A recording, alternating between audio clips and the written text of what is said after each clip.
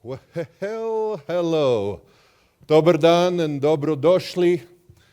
And it's a pleasure to see all of you here braving the sunlight to come into possibly the darkest conference room I've ever been in.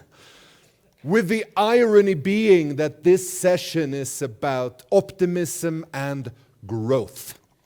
I am Magnus Lindqvist. I'm a futurologist from the Kingdom of Sweden.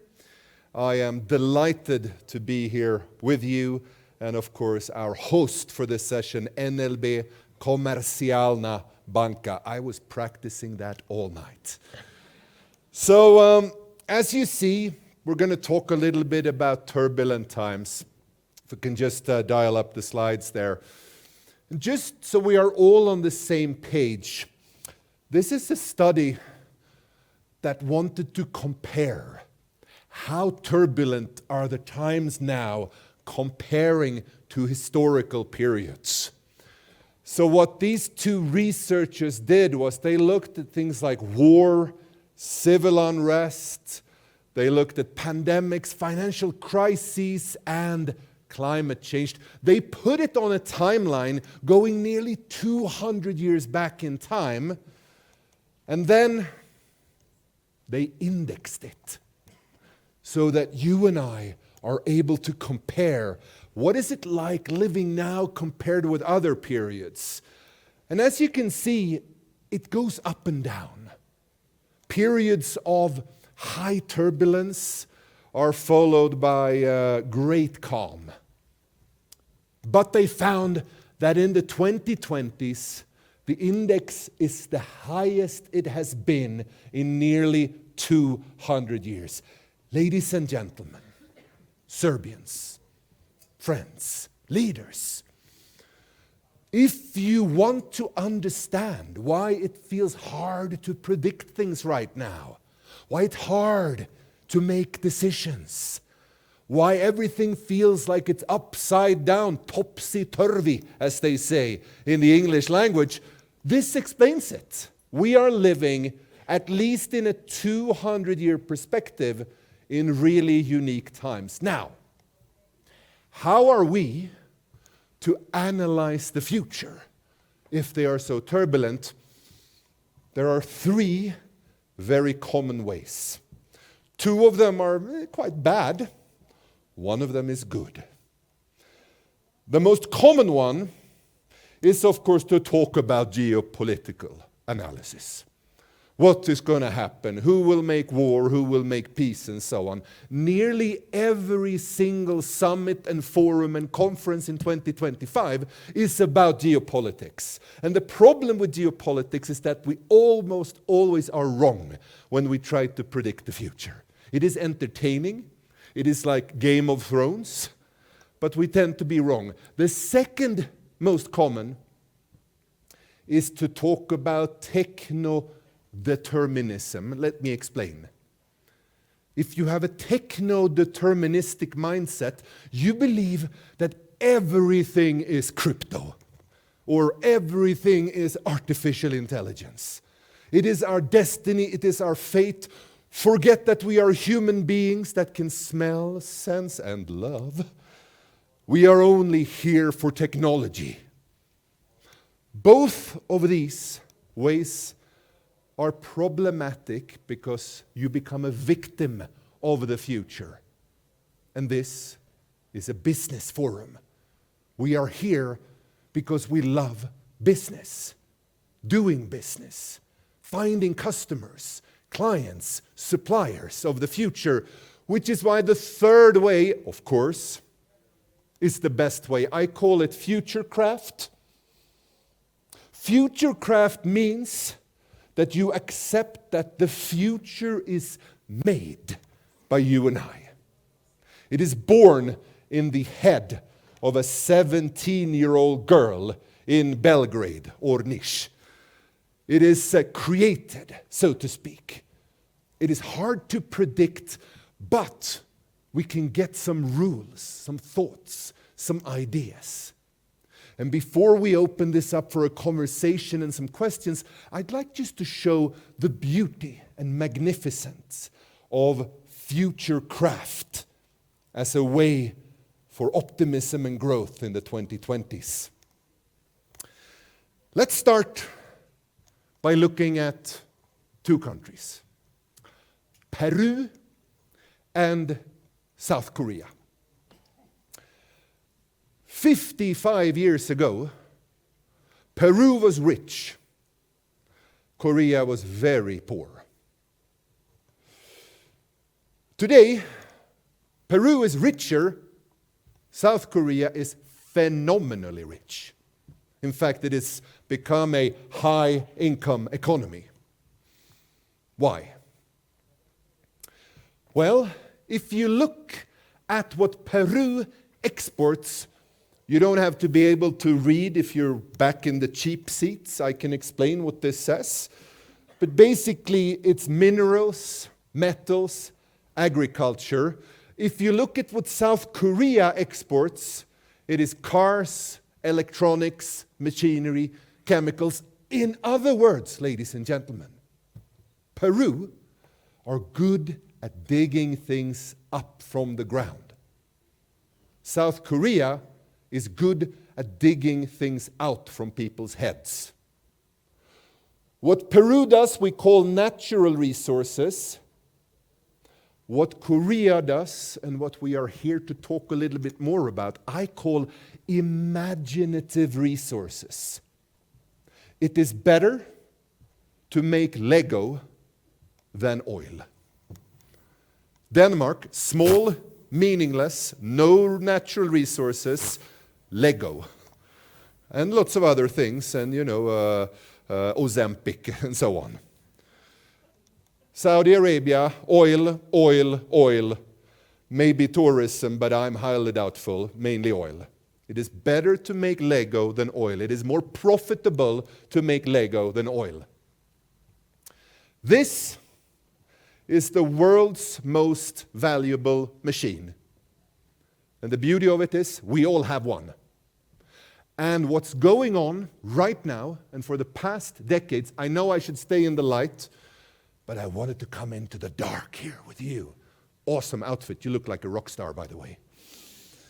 Now, the beauty of this machine is that just like we invented machines in the Industrial Revolution to help with our muscles, we are now creating machines to help with our brains, to help us think and create better.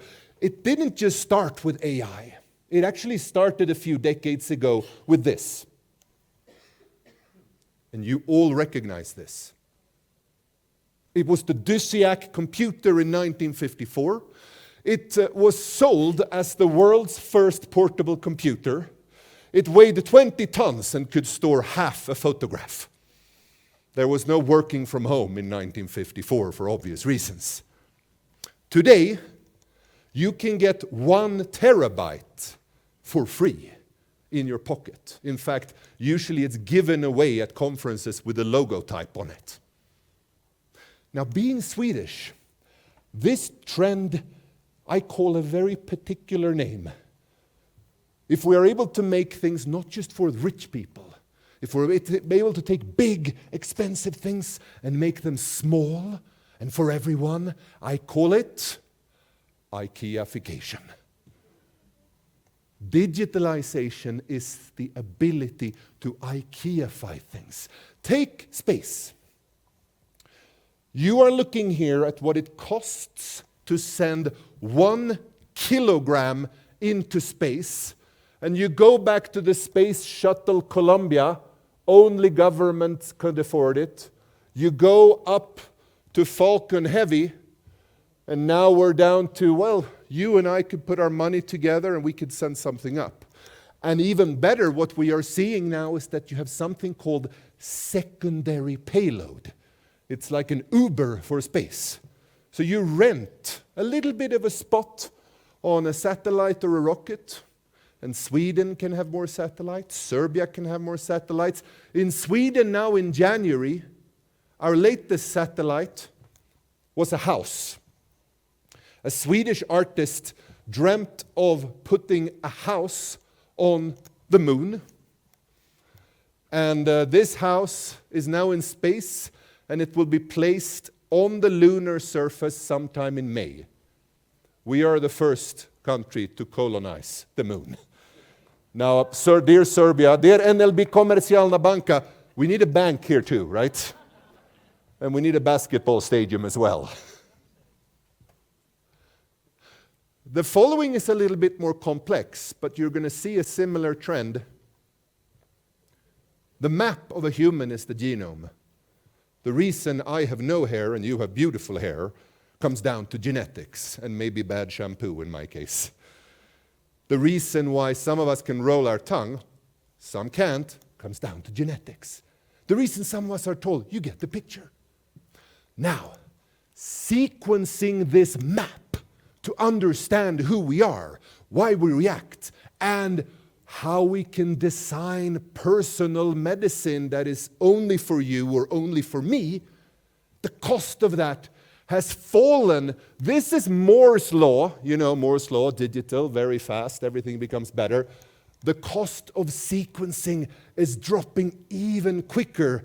Soon, every household, even here in the surroundings of Kapaunic, will have their own genomic sequencing tool at home or in their local pharmacy to enable precision medicine, bioediting, and of course, with Serbia being a bioeconomy hub of the future, this is a fantastic opportunity and amazing because it will transform the entire landscape of healthcare, diet, medicine, and beyond.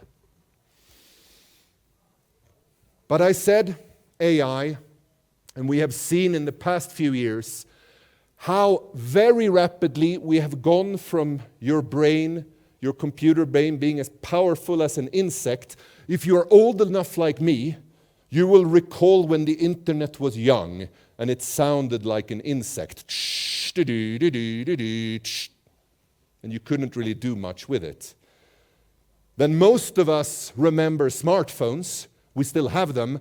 A smartphone has the same mental capacity as a baby. And in fact, smartphones behave like babies. They interrupt meetings like babies. And most people have their smartphone next to the bed, and it's the first thing they touch in the morning and the last thing they touch at night, just like a baby.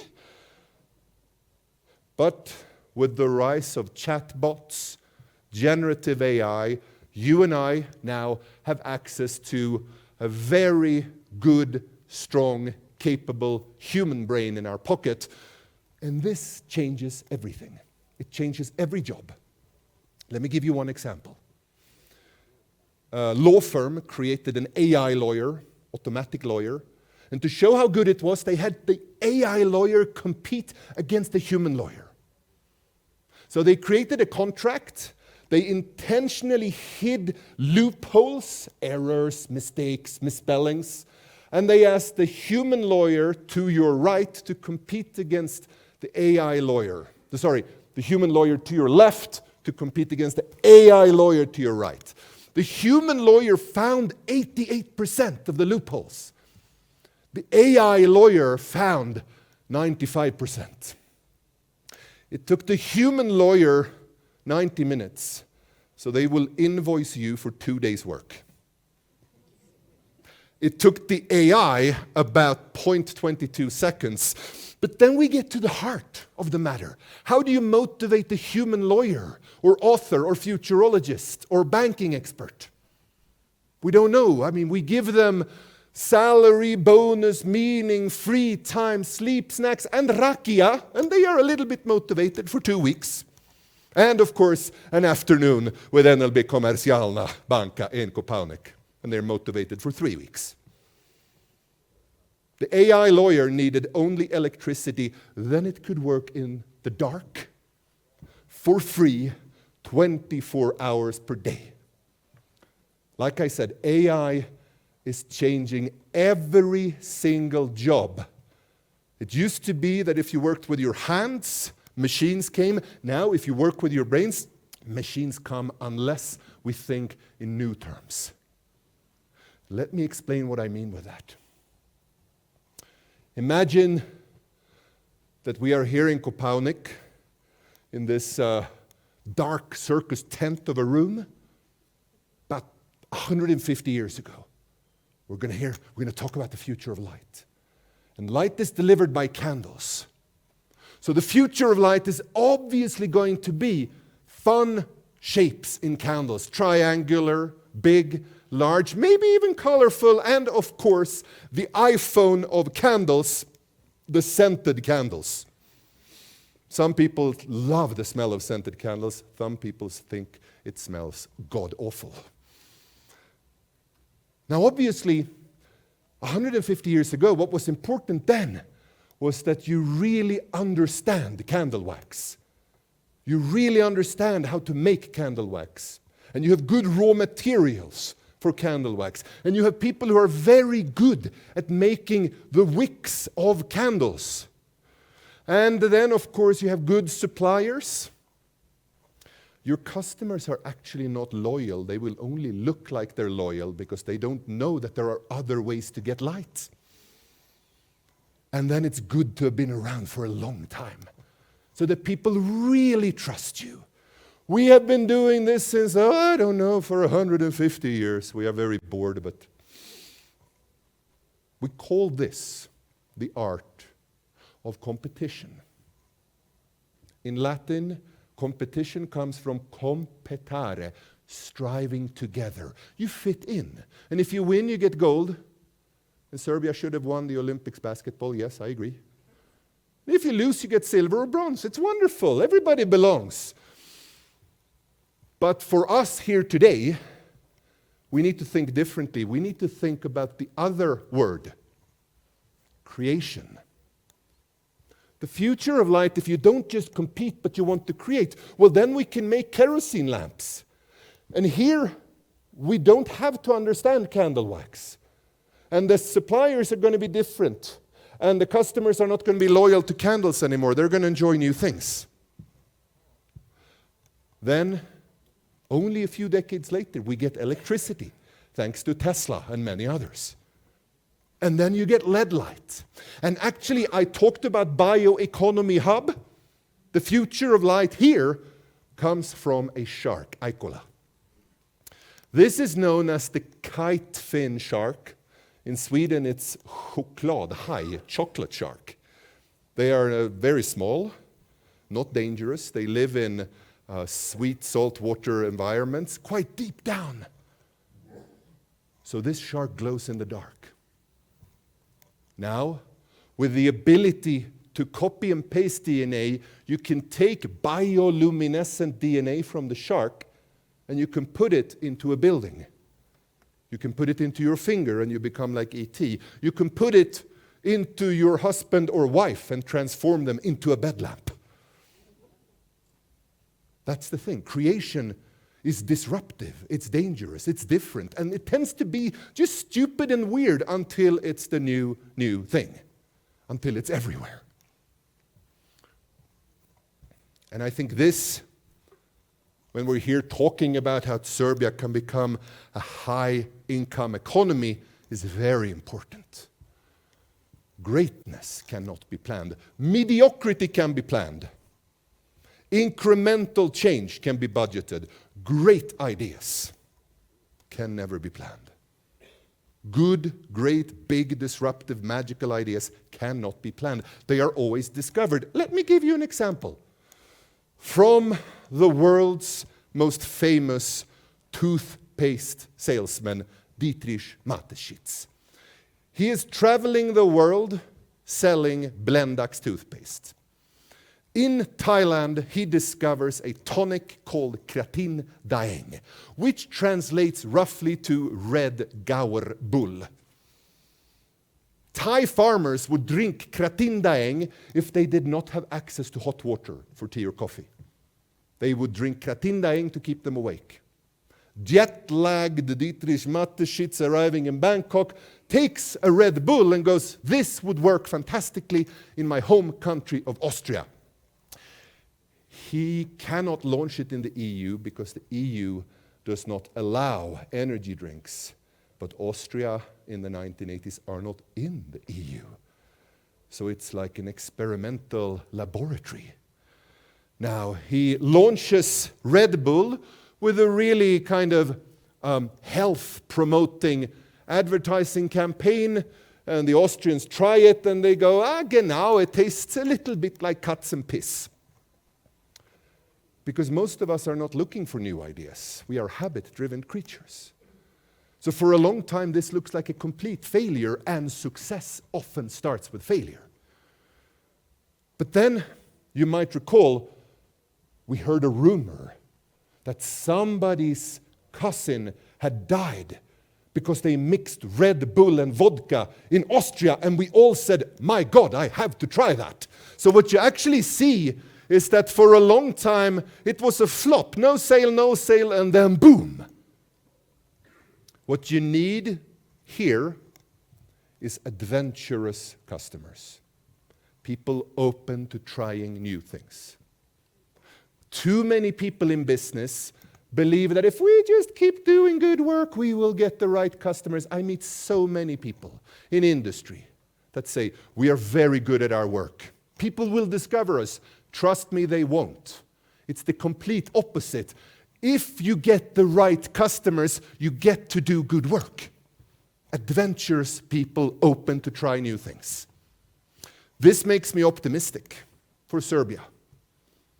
I've been coming to the Balkans for 25 years. I've been coming to Serbia for the last 10, 15 years.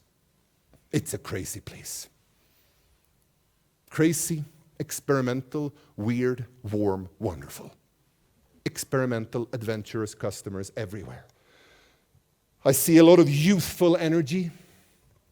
It started with the Exit Festival 25 years ago in Novi Sad.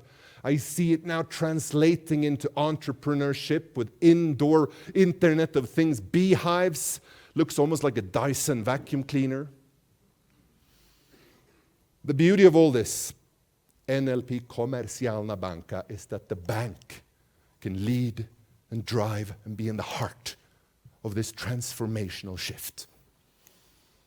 With those words, I look forward to having a conversation with my newest friend and host this afternoon, Mr. Dejan Janjatovic, Deputy CEO of NLP Komercijalna Banka. Good to see you here. Good to see you. Oh man, you did it. It was really mind-blowing presentation. Hvala. Are you Hvala good? lijepa. Yeah, I'm good. Okay, thank you. It is really great pleasure having you here with us. I hope that you feel well here at Koponik. This is your first time, I know. It's I feel so well taken care of. This is a secret, Koponik, almost. So few people know about it. And I'm kind of divided whether I should tell the rest of Europe about this or keep it for myself. Okay, But yeah. Have you managed to make any good deals for the next year, maybe? We'll see. I'm sourcing. I'm finding ideas here. So I'm talking to entrepreneurs, business people. I'm very inspired by your journey from Novi Sad all the way to being deputy CEO at the bank. Okay. Yeah. If you don't mind, I will keep. Go for it. I will put my my Serbian headphones on. because of our audience. So. Yeah. Okay. Super. Hvala Magnus još jedan put. Prezentacija je zaista bila sjajna. Vidjeli smo da praktično promjene i rast se ne dešavaju linearno, nego da postoji taj eksponencijalni rast.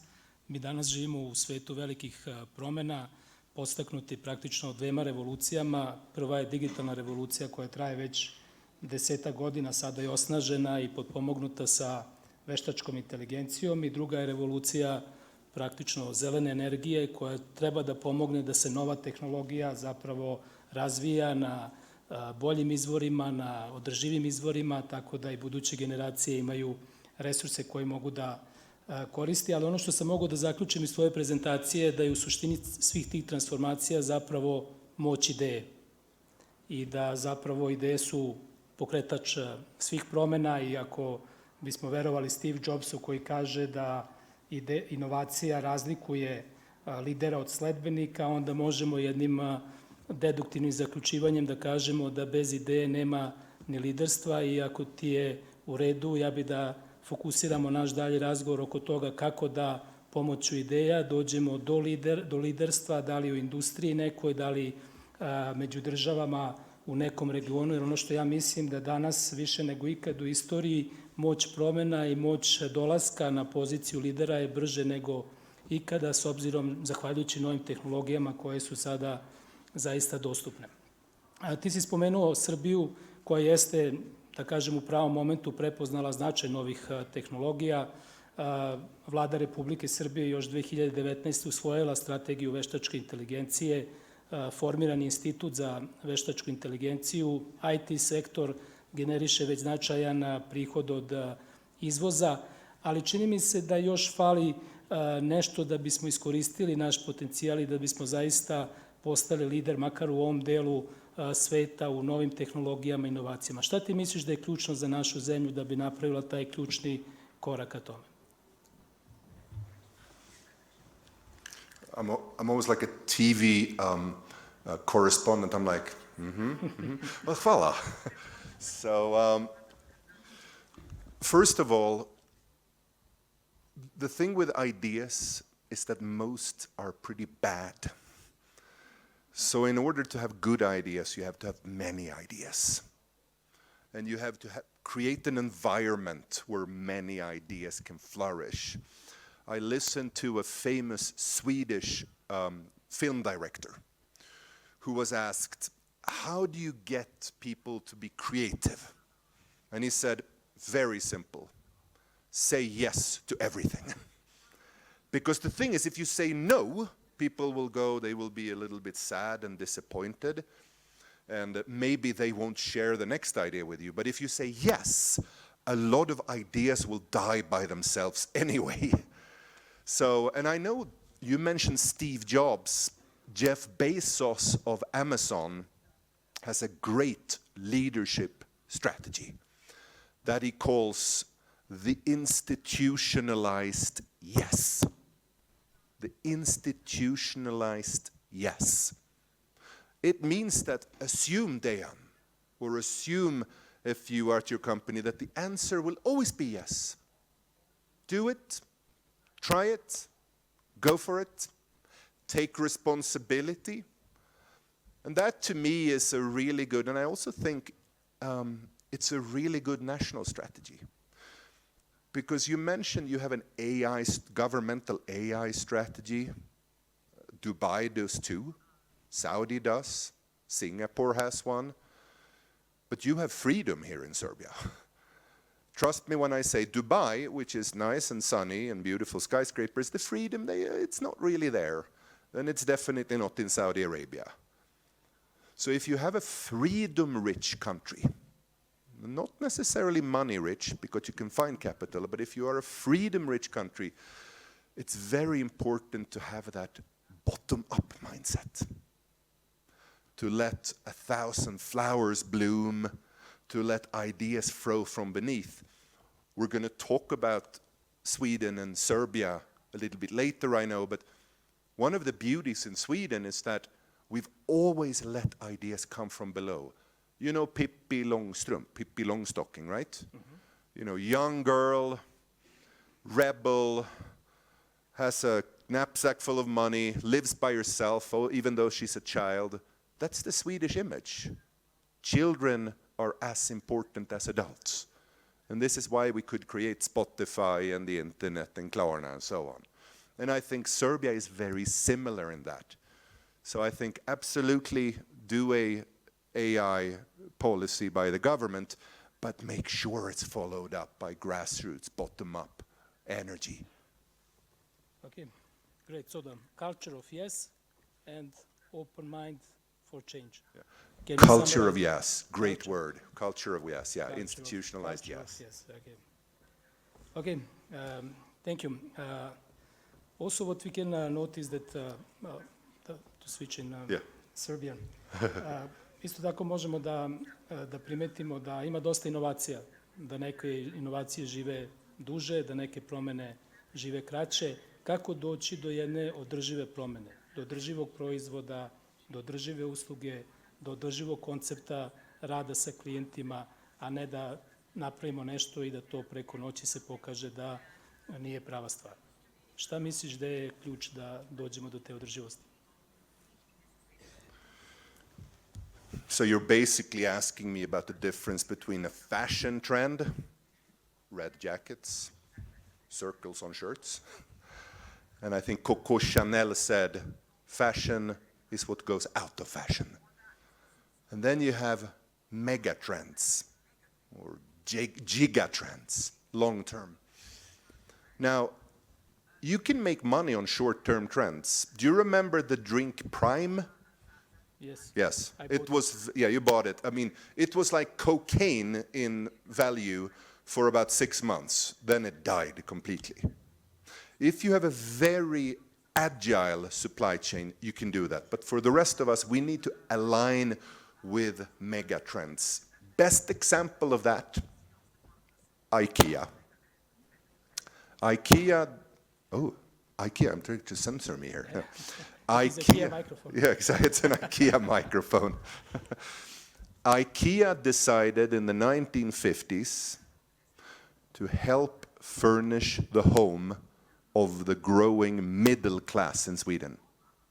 In Sweden, we were a poor country, and in the 1950s, we had a growing middle class. So they said, these people want beautiful furniture for less money. And after they had done it in Sweden, they could do it in Europe. And after they did it in Europe, they did it in America, they did it in China, they are doing it now in India. So to find an idea that we believe has a 40, 50-year best before date, it doesn't mean you don't have to be good now, because IKEA, like you said, sell fashion or things that don't work. You always have to be able to fail. Part of sustainability is breakdownability.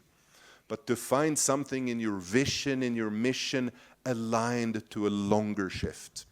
So right now, for instance, in the world, we're seeing big demographic change. Right? We're seeing how many countries are becoming older, having fewer children. That is one magnificent opportunity.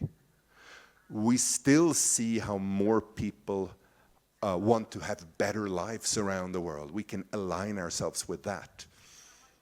And thirdly, we have to believe, and I think this is the heart of optimism, most things have not been invented. They simply haven't. So when we talk about energy, you mentioned energy, and today we have wind power, geothermal, hydropower, biopower here in Serbia.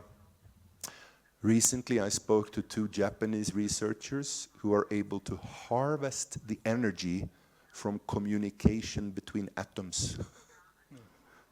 I'll say it again. Between atoms, everywhere, the information transfer generates energy. I mean, that was mind-blowing. Again, most things have not been invented. Spomenuo si BioExit, sad kada pričamo, razmišljamo o tom primeru. Ja se sećam, bio sam na tom prvom festivalu, nikad mi nije moglo pasti na pamet da će praktično postati jedan globalan fenomen. To je bio jedan mikrodogađaj, mikrokoncert.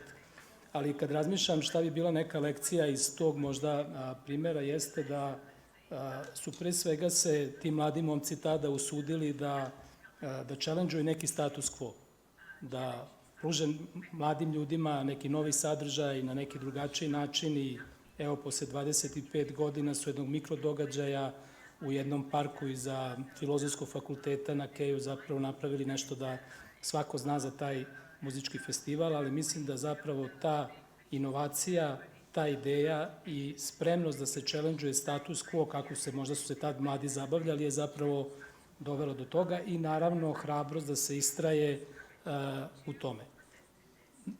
Mislim da je to otprilike ono što je neka tvoja ideja kako doći zaista do održivosti i do liderstva u onome u čime se bavimo.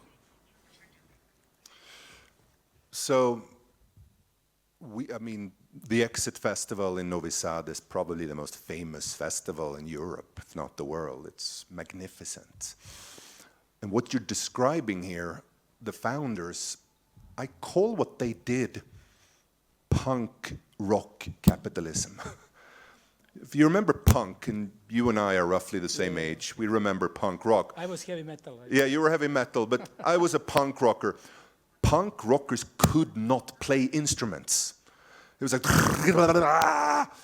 but there was an energy there. There was zero skill or low skill, but there was a will. This has been translated now into the world of business. We don't really know how to do this, but we have nothing to lose. And you grew up in Novi Sad, right? Was it a boring place? Depending. Maybe. It's a nice place, but actually what Exit helps me is that now when I am abroad, I don't need anymore to explain that Novi Sad is one city, 80 kilometers north from Belgrade, but just I say Novi Sad and say, okay, Exit City. I say, no, it's Exit made Novi Sad less boring, and boredom is fantastic for innovation. Yeah. If you live with lots of things around you, or you surround yourself with ideas or TikTok videos every day, and you are never bored, you will have no ideas. But if you are in a state of boredom, Novi Sad or Norrköping, Sweden, very boring place, new things will emerge, and punk rock capitalism. What's interesting here as well is, if you are in Singapore and you challenge the status quo, you might get arrested. Right? If you are in Saudi Arabia and you challenge the status quo, you will get put in prison. So you have to have a climate of tolerance where people, they don't have to believe in your idea, but you are not punished for it. You are commended by it, you get seen, you get a chance to try it, and so on. And this is true for everything. It's true for banking, it's true for payments, it's true for crypto, it's true for rock festivals, and so on. And I think that's, again, the freedom-rich country of Serbia has that in its blood. Hvala, Magnus. Ako se slažeš, prešao bi na drugu omiljenu temu koja dominira na verovatno svakom biznis forumu danas u svetu, to je veštačka inteligencija. Verovatno dometi te nove tehnologije teško da sagledamo iz današnjeg ugla. Ono kada mi iz bankarstva posmatramo to, dobra stvar je da više nije hype word, da nije više buzzword, nego da već vidimo određene use case-ove koje možemo da koristimo u našem svakodnevnom poslu, ali ja bi to nazvao tek jedna prva bazična faza gde zapravo mi koristimo tek male mogućnosti veštačke inteligencije, možda da generišemo bolje neki sadržaj, da generišemo neku analizu, da iz dokumentacije izvučemo neke podatke, ali ono što ja mislim jeste da prava promena će doći tek kada počnemo da razmišljamo iz ugla veštačke inteligencije. Kada veštačka inteligencija bude prva, kada kreiramo neku uslugu, kada kreiramo neki proces. Mi recimo danas kada koristimo mobilnu bankarsku aplikaciju, ona je digitalna. Puno filtera, puno promena. Ako hoćemo da platimo nešto, moramo da nađemo plati, moramo da nađemo kome da platimo. Ali ako sutra budemo pravili novu mobilnu aplikaciju da iz AI first bude, da nema filtera, da nema menija, nego da samo imamo jedno polje gde ćemo da kliknemo i da kažemo platimo je račun, koji mi je promet bio, prebacimo sredstva, oročimo i tako dalje. Tek iz tog ugla ćemo moći da koristimo sve potencijale veštačke inteligencije. I tek tada dolazimo do novih dimenzija gde će se promeniti i naša usluga prema klijentima i način kako radimo i ono što mi kako koristimo naše potencijale za mnogo kreativnije poslove umesto za neke manuelne, operativne, svakodnevne poslove. Da li ti to vidiš da će ići u tom pravcu ili imaš neku drugu ideju? So you're obviously bringing up probably the most trendy topic of the 2020 so far. If I can just borrow your mobile phone for a while, it's strangely intimate to hold somebody else's. Yeah, I'll be careful. We have treated technology like a slave. do this for me, press, whether it's the internet or AI, we're like, we wanted to do things for us. The beauty of AI, and the reason some people are afraid of it, but let's stick with the beauty, this is a session on optimism, is that this will become a friend or a colleague. So when you say, pay my bill, it can talk back and say, wouldn't it be better to pay it at the, on the date that it has to be paid? Come on, man. Exactly. Same thing, if you book a trip today, you expect it to obey you. You're like, I want to fly with Air Serbia to Barcelona, say. But what if it tells you, Dejan, you're never happy in Barcelona. Why would you want to go there? And I think this is the real promise. It's not because it's a thinking human being. It's not. It's a machine. It will always be inferior to us. You can always treat it as a slave if you want to, but it has the ability to argue, resonate, look at what others are doing. How many people here have used AI for psychotherapy? Put your hand up. Okay, it's magnificent for psychotherapy. I've been doing Freudian, Jungian, psychodynamic. The best therapist I ever found was ChatGPT. It's friendly, it's always there. You don't have to think about how you come across, so you're selfless. It's really Sigmund Freud's dream of having the invisible therapist in your head. It's magnificent, and I think that level, the co-banker,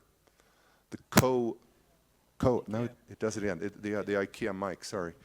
The co-banker, the friend, the colleague, that is the true, and it's already happening, and we will see it unravel now, or unroll, sorry, I should say, in the next 2 years. It's going to be fantastic, amazing. I kako sada da, recimo, jedna industrija koja je tradicionalna, kao što je bankarstvo, kao što je recimo automobilska industrija, zaista se prebaci na taj nov način razmišljanja. Ono što ja često razmišljam jeste da li možda bolje i brže paralelno razviti jedan kompletno novi sistem nego pokušavati promeniti stari da dođe na nove tehnologije. Videli smo recimo na primeru Ilona Maska. Znači on je morao da napravi novu kompaniju, on je zapravo napravio novu kompaniju koja je od nule napravila potpuno automatizovanu proizvodnju, self-driving kola, potpuno električna kola, dok vidimo da ove tradicionalne automobilske kompanije i dalje zaostaju u tom razvoju, hvataju korak, ali im je trebalo dosta dugo da praktično se prebaci. Pitanje da su dostigli još taj nivo. Šta je po tebi? Kako tradicionalne kompanije sa toliko dugom istorijom, sa jednim takvim mindsetom mogu da se prebace na nove koncepte? Da li je to postepeno ili tu treba neka disrupcija, napraviti nešto paralelno i onda pokušati primeniti neke nove modele? And this is the billion-dollar question, obviously, and it's the one I always get asked. Every industry believe they are traditional, every single one, banking, lawyers, cars. I even met film directors, and they were like, we are very conservative. So everybody is conservative. Historically, you are right to create a disruptive entity on the side. The most famous example, you mentioned Steve Jobs. When he developed the Apple Macintosh in the early 80s, he put the team in a different building with a pirate flag on top. I'm a believer in a different thing. I believe companies and cultures can change, and now more than ever, because actually many companies are not as reliant on machinery anymore. If you're a factory, it's one thing. But a bank is ultimately some individuals thinking, dreaming, planning. So 2 things I suggest. One is create an intrapreneurial organization. Not entrepreneurial, intrapreneurial. The way to do that is to have internal capital or betting markets for ideas. So, W.L. Gore and Associates, they create Gore-Tex.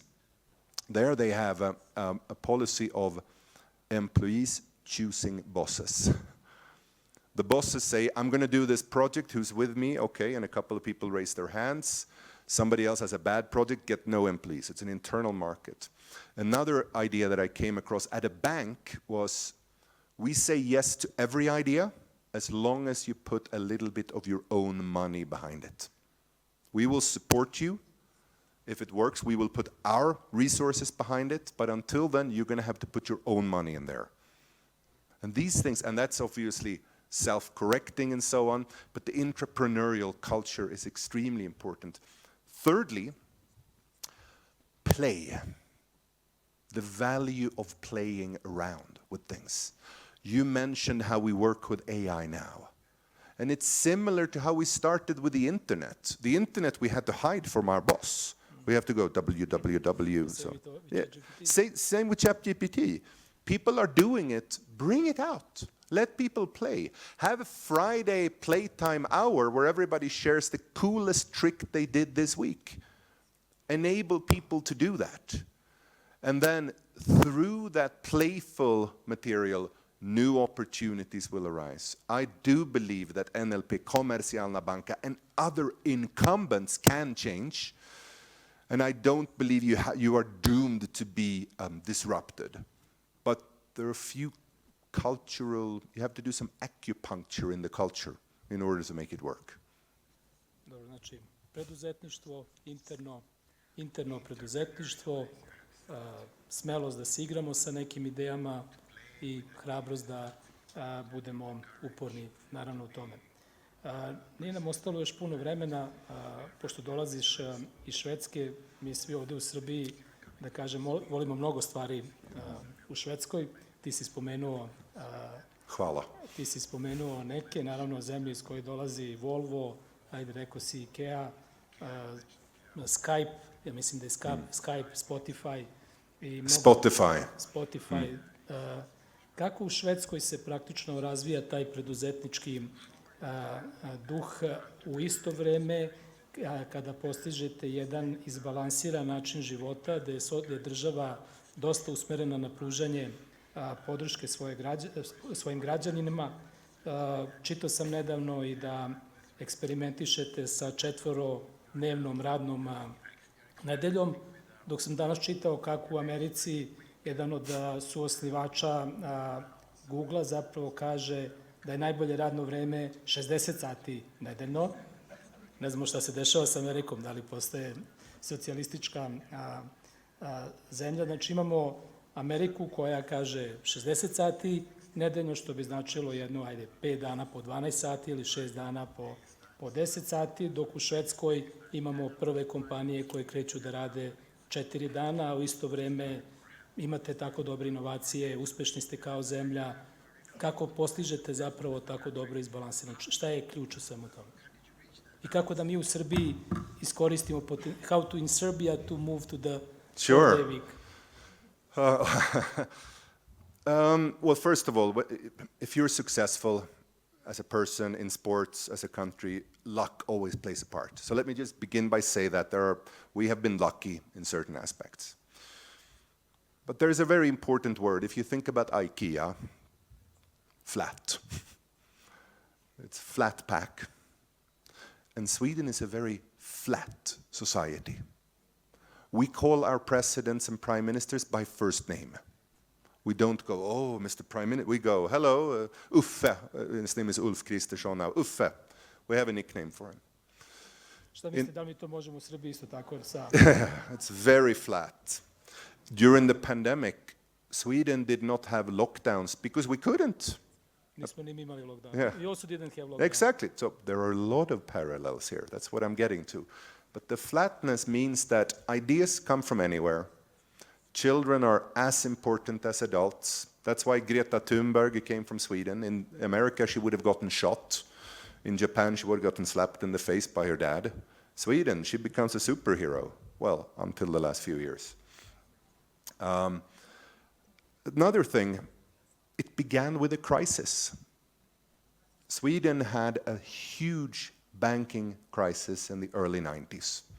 We had a Lehman Brothers moment 16 years before Lehman Brothers. So everything looked like it was going to hell. Bankruptcy, no money around.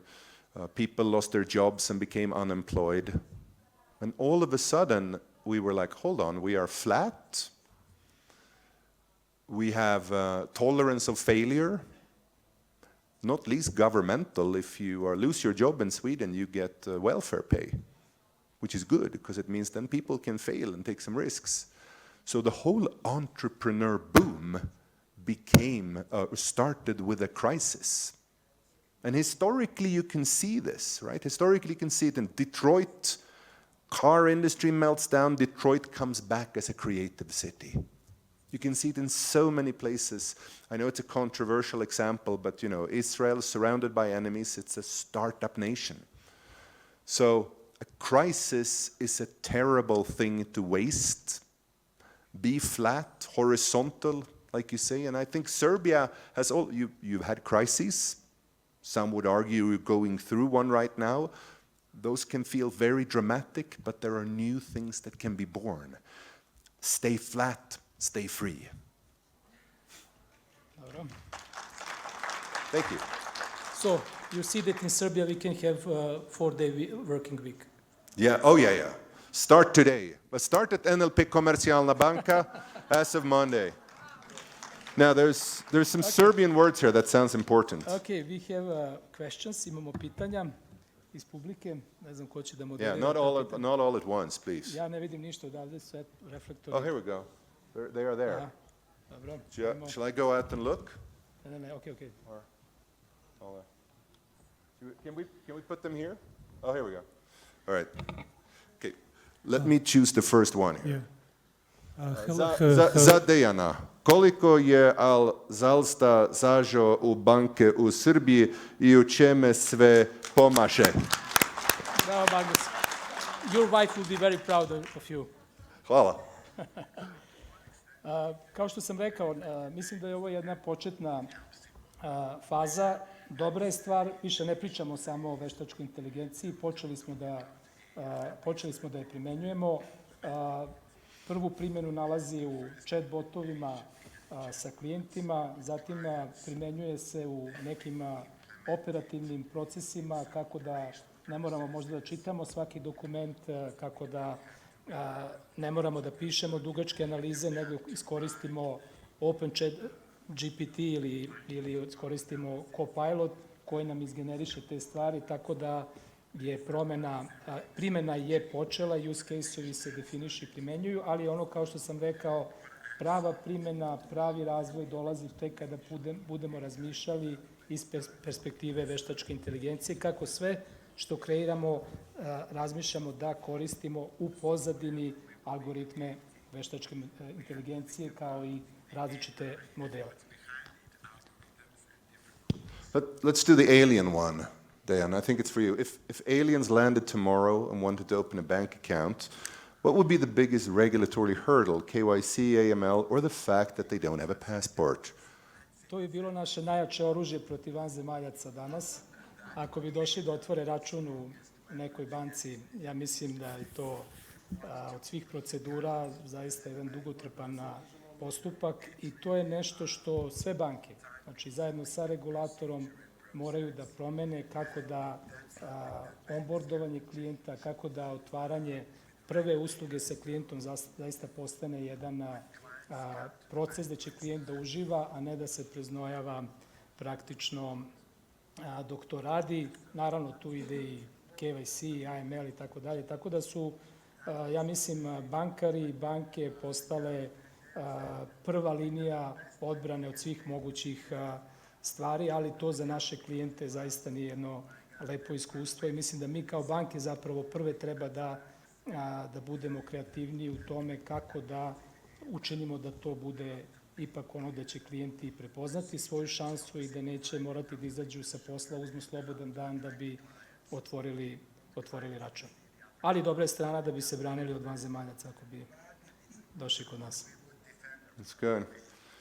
I love it. You're so metaphysical in the questions here. If a bank from the 1800s suddenly time traveled to today, what would shock them the most? Digital currencies, AI-driven trading, or the idea that people trust an app more than a banker in a suit? I can start by answering this. I think the thing that would shock many people from the 1800s, at least in Sweden, was that you would have female leaders, female millionaires, and female entrepreneurs, in a sense, right? I mean, This is good change. Yeah, absolutely. And the thing is, the key word here is shock, right? Too often the future is just an extension. It's a technological extension. We have flying cars, well, hey, instead of like radically different things, right? I mean, things that really don't behave, that were invisible. It came from an idea. But from you, like what would I not recognize at NLB Komercijalna Banka compared with like 10, 50 years ago? Compared when you started in banking, what's the most different thing now?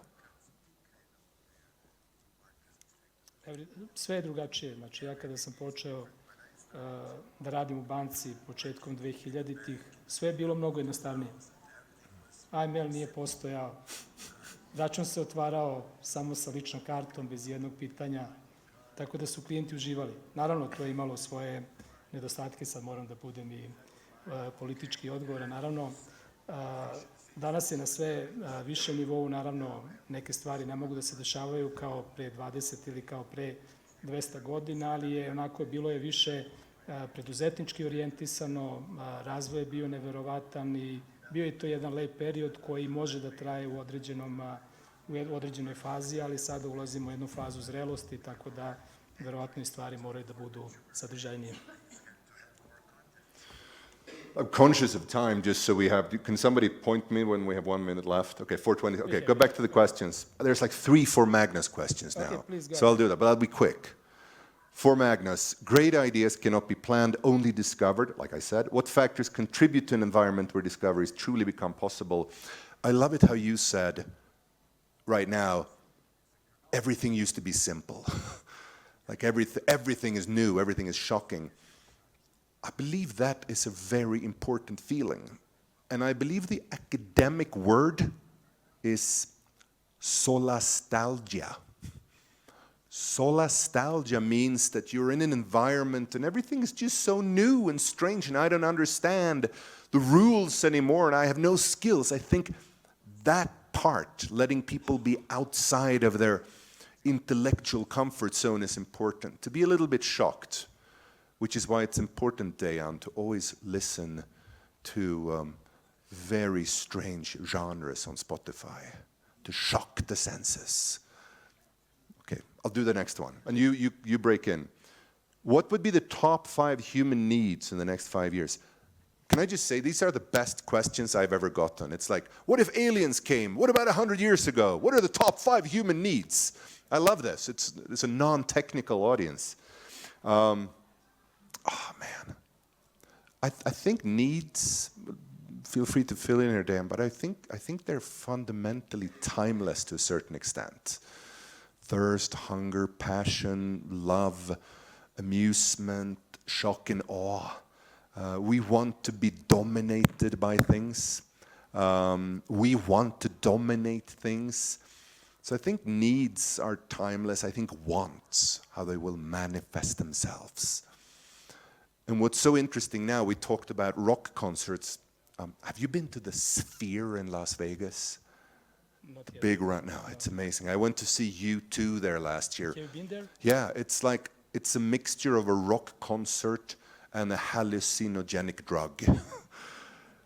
And I think this melting together of senses and drugs and so on, it's magnificent. I know drugs is a bad thing. I know many drugs are illegal, don't worry.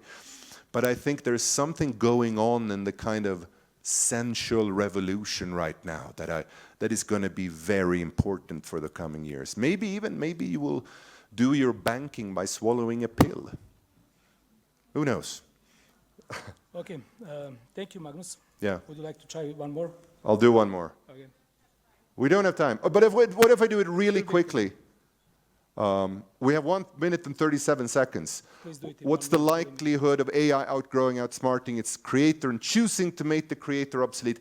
It's a very popular, it's a fashionable question. I think it's fundamentally misasked.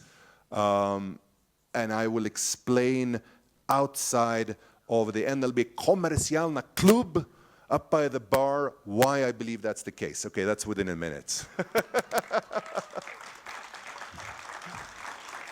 Dejan Janjatovic, what a fantastic dude. Ok, thank you Magnus. Hvala Magnus. lijepa. Drage koleginice, drage kolege, dragi gosti, hvala vam što ste bili zajedno sa nama. Evo, pričali smo sat vremena o tome kako stvoriti prilike, kako ih iskoristiti, ali mislim da je ključno pitanje da li promene pratimo ili ih stvaramo. I mislim da ono što je dobra stvar jeste da budućnost ne pripada najmoćnijima, nego pripada najhrabrijima. Hvala vam puno.